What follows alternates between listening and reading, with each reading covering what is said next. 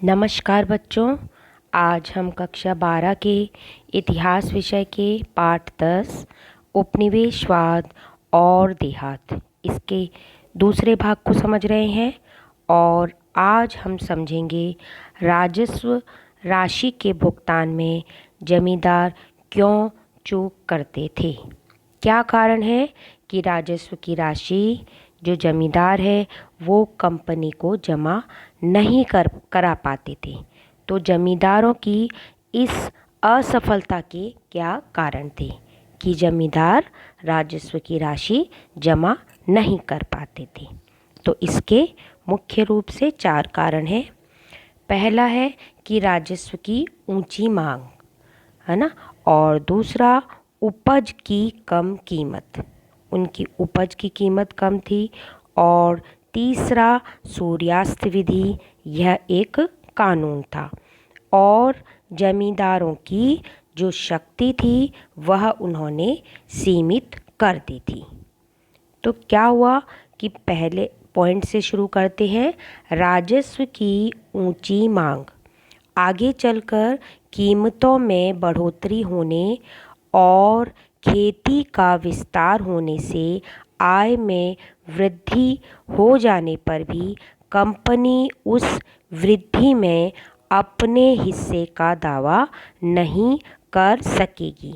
यह कंपनी ने भारतीय जनता से कहा और कंपनी ने राजस्व मांग को ऊंचे स्तर पर रखा और इसके लिए दलील दी कि जैसे जैसे कृषि के उत्पादन में वृद्धि होती जाएगी और कीमतें बढ़ती जाएंगी, जमींदारों का बोझ धीरे धीरे कम होता जाएगा, है ना। उनका कहना था कि हमने जो राजस्व की जो ऊंची मांग की है, राजस्व की जो राशि है वह ज़्यादा इसलिए रखी है क्योंकि आने वाले समय में कृषि का विस्तार होगा और कृषि का विस्तार होगा तो किसानों की आय में वृद्धि होगी। तो आय में वृद्धि होगी, लेकिन जो कंपनी है ब्रिटिश ईस्ट इंडिया कंपनी, वह उस जो आय में वृद्धि है उसमें अपना दावा नहीं करेगी, तब वो राजस्व को नहीं बढ़ाएगी। इसीलिए उन्होंने राजस्व की ऊंची मांग की है। तो यह था, और इसीलिए जमींदार जो है राजस्व नहीं जमा करा पा रहे थे, क्योंकि आज के समय में तो उनकी आय में वृद्धि नहीं हुई है ना। आज के समय में तो उनकी जो खेती का विस्तार नहीं हुआ है ना। तो उस समय, आज का मतलब है उस समय से, है ना। तो उस समय तो नहीं हुआ था, तो इसीलिए किसान राजस्व नहीं चुका पा रहे थे। और आने वाले समय में ऐसा हो सकता था कि आय में वृद्धि हो, कृषि का विस्तार हो, तब वे राजस्व की राशि आसानी से चुका पाते, लेकिन उस समय तो नहीं कर पा रहे थे और इसीलिए वे जमींदारों को टैक्स नहीं दे पा रहे थे, है ना। और किसान और जो जमींदार है वो आगे कंपनी को नहीं दे पा रहे थे। तो यह कारण था। अगला बच्चों, उपज की कम कीमत। जैसा कि ऊपर वाले भाग में पढ़ा कि उन्होंने जो है कहा कि आगे आने वाले समय में जो उपज है उसकी जो कीमत में वृद्धि होगी, लेकिन उस समय तो कम कीमत थी ना। तो कृषि उपज की उस समय जो कीमत थी वह कम थी। जमींदार किसान जो थे वो जमींदारों को राजस्व की राशि इसीलिए नहीं चुका पाते थे कि उनकी जो उपज की कीमत थी वह कम थी और जो राजस्व की राशि थी वह अधिक थी। जब जमींदार किसानों से राजस्व की राशि इकट्ठी नहीं कर पाता था तो आगे कंपनी को भी राजस्व की राशि नहीं अदा कर पाता था। तो यह कारण था। आगे जो है एक कानून बनाया था उन्होंने, सूर्यास्त विधि, है ना। और इस विधि के अनुसार निश्चित तारीख को सूर्यास्त होने तक भुगतान अगर नहीं होता था तो जमींदारों की जमींदारी वे नीलाम कर देते थे, है ना। और जो है यह भी एक मुख्य कारण था कि भाई जमींदार जो है राजस्व है वह नहीं चुका पाते थे, क्योंकि उन्होंने एक निश्चित तारीख कर दी कि इस दिन तुमको देना है है ना। तो उससे पहले उनकी राजस्व की राशि जो है, उनका जो जमींदारी थी वो नीलाम हो जाती थी। तो वो अगर 1-2 दिन लेट भी हो जाते दे सकते थे तो नहीं दे पाते थे, क्योंकि उनकी तो तब तक जमींदारी जो है नीलाम हो चुकी होती थी। आगे है जमींदार की सीमित शक्ति। जो जमींदार थे उनके पास इससे पहले बहुत अधिक शक्तियाँ थी, है ना। और जो है इस्तिमरारी बंदोबस्त ने जमींदारों की शक्ति को रेयत से राजस्व इकट्ठा करने और जमींदारी का प्रबंध करने तक सीमित कर दिया। तो इससे पहले उनके पास कई, जो है अभी पढ़ेंगे हम आगे, कई और अन्य भी शक्तियाँ थी, कई अन्य अधिकार थे। लेकिन जो है इस्तिमरारी बंदोबस्त में जमींदार को कह दिया कि भाई बस आपको जो है अपने किसानों से, जो आपकी जमींदारी का जो क्षेत्रफल है वहाँ से के जो किसान हैं उनसे आपको राजस्व इकट्ठा करना है और इस जमींदारी के राजस्व का प्रबंध करना है, बस।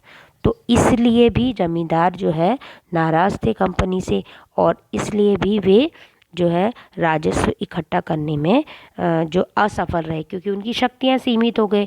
तो किसान भी उनसे जो है ज़्यादा जो है डर, उनका भय जो है उनका वो कम हो गया।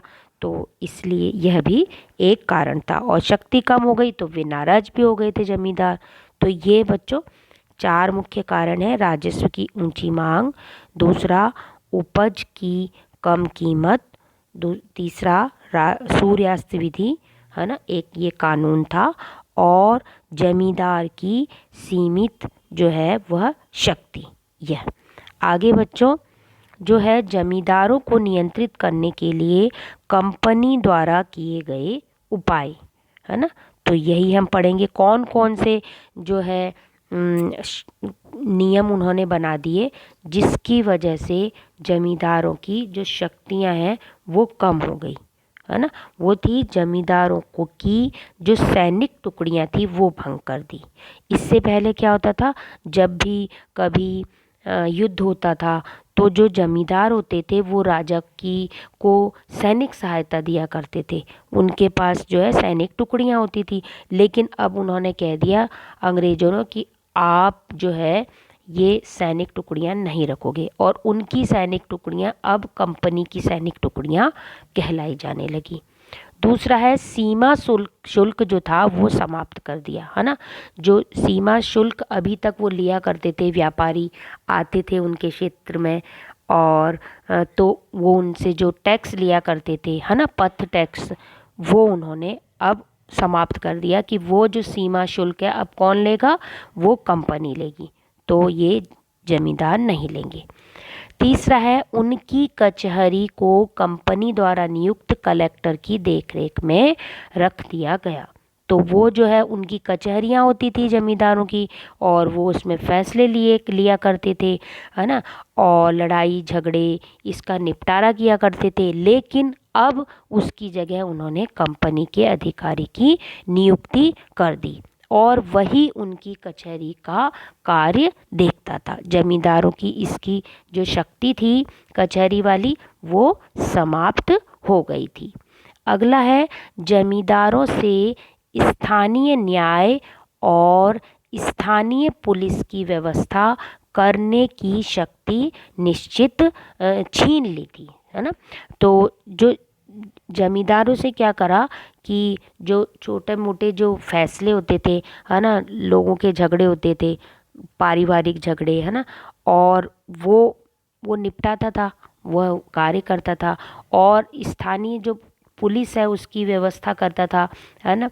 जैसे रात के समय में चौकीदार की नियुक्ति करना, है ना, और जो है अगर कुछ झगड़ा हो रहा है तो वहाँ पर पुलिस की गश्त लगवाना, ऐसे वो कार्य करता था।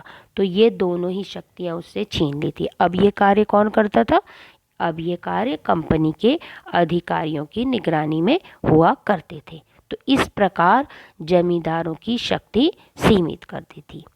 अब कलेक्टर ने जमींदार के अधिकार को पूरी तरह सीमित और प्रतिबंधित कर दिया। तो जो अंग्रेज जो अधिकारी थे, कंपनी जो थी, उसने क्या किया कि कलेक्टर की वहाँ नियुक्ति करी थी। तो कलेक्टर ही सारे कार्य करते थे। जमींदारों की ये जो छीन ली ना शक्तियाँ, ये चार, ये सारे जो कार्य हैं वो कलेक्टर की निगरानी में होते थे, है ना। और जो है कलेक्टर के अधिकार में आ गए थे ये। एक मामले में यहाँ यह हुआ कि क्या हुआ कि जब राजा राजस्व की का भुगतान नहीं कर सका तो एक कंपनी अधिकारी को तुरंत स्पष्ट आदेश भेजा की गए। किसने भेजा? कंपनी ने भेजा कि भाई जिले का पूरा कार्यभार अपने हाथ में ले लो और राजा तथा उसके अधिकारों के संपूर्ण प्रभाव को खत्म कर देने के लिए सर्वाधिक प्रभावशाली कदम उठाओ। तो इस प्रकार उसे कहा गया। तो इस प्रकार जो जमींदार अगर कुछ भी जो है राजस्व का भुगतान नहीं करा पाता था, कुछ ऐसा होता था, तो सीधे कंपनी आदेश देती थी कि जितने भी उसका प्रभाव क्षेत्र है उसको ख़त्म कर दो और अपने अधिकार में ले लो उसके जितने भी कार्य क्षेत्र हैं। तो इस प्रकार जो है दिन प्रतिदिन जमींदारों की शक्ति सीमित होती जा रही थी। जैसा कि बच्चों पिछले भाग में आपको बताया था कि राजा जो शब्द है वह जमींदारों के लिए प्रयोग होता था। ये बताया ना अभी ऊपर, जब राजा राजस्व का भुगतान नहीं कर पाता था, तो इसका मतलब है जमींदार जो है राजस्व का भुगतान नहीं कर पाता था। क्यों? क्योंकि जो है इसमें राजा शब्द क्यों कहते हैं? क्योंकि उनके पास बहुत ज़्यादा जो है धन संपदा होती थी। इसीलिए साधारण तौर पर जो इतिहास में जो लिखे गए हैं तो इन जमींदारों के लिए राजा शब्द का प्रयोग आया है। तो इस पाठ में जहाँ कहीं भी राजा शब्द का प्रयोग आया है तो वो कई स्थानों पर जमींदार शब्द को इंगित करता है। तो ठीक है बच्चों, अब होमवर्क देख लेते हैं। होमवर्क आपका ये है कि राजस्व इकट्ठा करने के में जमींदार असफल क्यों रहे, कारण बताइए। जो आपको 4 पॉइंट बताए थे वो आपको पॉइंट लिखने हैं और उनके बारे में अपने शब्दों में आपको लिखना है। अगला प्रश्न है, जमींदारों को नियंत्रित करने के लिए कंपनी ने क्या किया? तो जमींदारों को नियंत्रित करने के लिए कंपनी ने जो अभी आपको बताए मैंने पॉइंट, वो आप लिखेंगे अपने शब्दों में। तो बच्चों आज का भाग समाप्त हुआ। अगले भाग में फिर मिलेंगे। धन्यवाद।